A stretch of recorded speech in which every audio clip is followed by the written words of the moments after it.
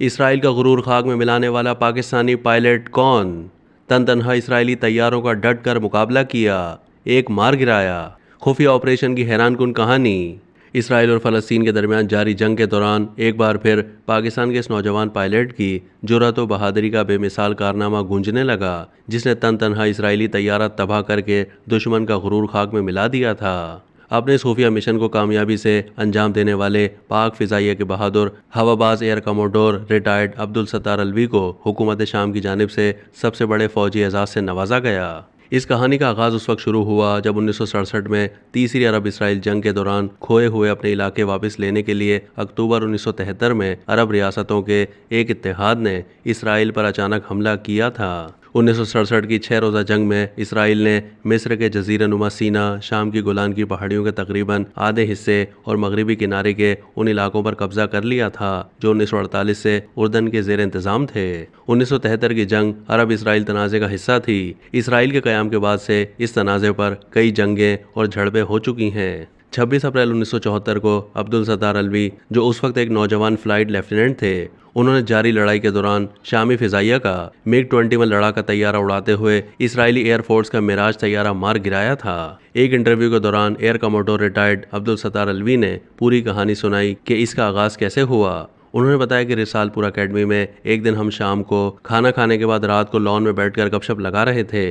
इन दिनों अरब इसराइल जंग शुरू हुई तो हम भी इसी पर बातचीत कर रहे थे। अब्दुल सत्तार अलवी ने कहा कि आम तौर पर ऐसा होता था कि हम अरबों को तनकीद का निशाना बनाते हुए कहते थे कि ये कैसे लोग हैं, मतलब हर दूसरे दिन कोई लड़ाई करते हैं फिर मार खाकर मुसलमानों की बेइज्जती करवाते हैं। तो वहाँ किसी ने कहा अगर ऐसा है तो हम इसमें क्या कर सकते हैं, जिस पर मैंने कहा कि हम तो फाइटर पायलट हैं तो हम रज़ाकार बन सकते हैं। जिस पर मेरे रूममेट फ्लाइट लेफ्टिनेंट सफदर ने मुझे कहा कि ठीक है, चल मैं भी तुम्हारे साथ हूँ, उठो अभी। जिसके बाद आधी रात को हम commandants presidents of the academy चले गए। एयर चीफ मार्शल जुल्फ़िकार मरहूम कमांडेंट थे। उनके घर जाकर दरवाज़ा खटखटाया और वो बाहर आए तो उन्होंने कहा कि शराब पीकर तो नहीं आए। हमने कहा कि ऐसा कुछ नहीं है तो उन्होंने जवाब में कहा कि सुबह आकर मुझसे ऑफिस में मिलो।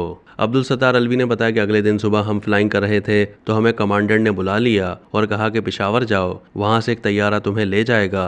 पेशावर पहुंचकर पता चला कि वहाँ मजीद 14 लोग रज़ाकार बनने के लिए पहले से मौजूद थे। फिर फोकर जहाज़ में हम सबको बिठाकर पता नहीं कहाँ ले जाया जा रहा था। हमें कुछ इल्म नहीं था। उन्होंने बताया कि जहाज़ में एयर सेक्रेटरी ने हम सब में कागजात तकसीम किए। उन कागजात में ये लिखा था कि हम छुट्टी पर पाकिस्तान से बाहर आए हैं और इस दौरान खुदा न ख्वास्ता कोई हादसा पेश आ जाए, कुछ भी हो जाए, कोई अनहोनी बात हो जाए तो इस सूरत में पाकिस्तान एयरफोर्स और हुकूमत पाकिस्तान हमारी जिम्मेदार नहीं है और ऐसी सूरत हाल में पाक फ़िज़ाइया और हुकूमत हमें पहचानने से इनकार कर देगी। हम सब ने उन कागजात पर दस्तखत कर दिए। उन्होंने अपनी बात जारी रखते हुए मजीद बताया कि इसके बाद हमें सीधा PF फैसल बेस कराची पहुंचा दिया गया, जहां C-130 तैयारा खड़ा हुआ था, जिसमें सवार होकर हम बगदाद पहुंचे। वहां एयर चीफ और बाकी सीनियर्स अफसर ने हमें खुदा हाफिज़ कहा, जिसके बाद हमें इराकी एयरफोर्स के जहाज़ में बिठाकर रवाना कर दिया गया।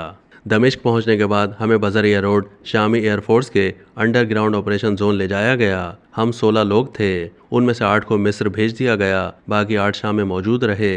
अब्दुल सत्तार अलवी ने बताया कि शाम में मौजूद 8 अफराद में मैं भी शामिल था। उन्होंने मजीद बताया कि हमें यह अहकामात थे कि परवाज़ के दौरान इसराइल की सरहद से 10 मील दूर रहना है। इसी तरह 26 अप्रैल 1974 को परवाज़ करते हुए इसराइली सरहद से वापस बेस की जानिब जा रहे थे कि उस वक्त तैयारों में ईंधन कम था और वैसे भी MiG-21 में पेट्रोल कम होता है। जैसे ही हम बेस की तरफ वापस मुड़े तो रडार ने इतला दी कि इसराइल के काफ़ी तैयारे बहुत तेज़ी से आ रहे हैं। अब्दुल सत्तार अलवी ने बताया कि पीछे से आने वाले इसराइली तैयारे बहुत तेज़ी से करीब आ चुके थे। इस दौरान रेडियो जाम हो गया। मैंने अपना तैयारा पीछे मोड़ा और उस वक्त मैं अपनी फॉर्मेशन में सबसे पीछे था। मैंने नीचे देखा तो ज़मीन की तरफ यानी नीचे से एक चमक दिखाई दी। मैंने गौर से देखा तो वो इसराइली तैयारा मेराज था।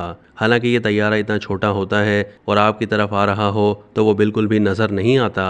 ये तो अल्लाह ताला की मेहरबानी से मैंने देख लिया। फिर मैंने इसराइल का दूसरा जहाज़ भी देख लिया। उन्होंने कहा कि फॉर्मेशन आगे निकल चुकी थी, रेडियो जाम था जिसके बाइस राब्ता मुनक़ता था। मेरा तैयारा इसराइल के दूसरे जहाज़ के पीछे था। पहला इसराइली जहाज़ मेरे ऊपर आ गया था। मैं दोनों से लड़ रहा था। दूसरे तैयारे के पायलट को समझ आ गई कि अब भागने के सिवा उसके पास कोई रास्ता नहीं था, तो वो राह फरार इख्तियार करते हुए नीचे की तरफ जाने लगा। उन्होंने बताया कि इससे मुझे ये फ़ायदा हुआ कि जो अलहदगी या दूरी मुझे चाहिए थी वो मुझे मिल गई। अब्दुल सत्तार अलवी ने बताया कि मैंने निशाना लगाते हुए फायर कर दिया और मिसाइल जाकर सीधा इसराइल के मेराज तैयारे को लगा और वो तबाह हो गया। उन्होंने बताया कि उस वक्त तक मेरे तैयारे का ईंधन खत्म हो चुका था, मैं मजीद कुछ नहीं कर सकता था, लेकिन फिर भी खुशकिस्मती ये थी कि दूसरा इसराइली तैयारा फौरन भाग निकला। मैंने कहा कि अल्लाह ताला का शुक्र है। फिर मैं 1 मिनट के अंदर वापस बेस पर पहुंच गया। लैंड करने के बाद मैंने तैयारे से बाहर आकर एक नारा लगाया और फिर सबको कहा, पहले एक कप चाय लाओ। चाय पीने के बाद सब लोग वहां आए और मुझे चूमने लगे। अब्दुल सत्तार अलवी के मुताबिक इस कारनामे से खुश होकर शाम की हुकूमत ने उन्हें बहुत सारे एजाज़ात से नवाजा, यहाँ तक कि शहरियत भी दे दी। इसके अलावा महंगी गाड़ियाँ, ज़मीन, पैसे, बच्चों की तालीम, मतलब बहुत सारे इनामात का ऐलान किया, मगर मैंने ये सब लेने से इनकार कर दिया क्योंकि हम इस नीयत से नहीं गए थे। अब तक के लिए इतना ही। मज़ीद मालूमात के लिए डेली जंग के यूट्यूब चैनल को सब्सक्राइब कीजिए।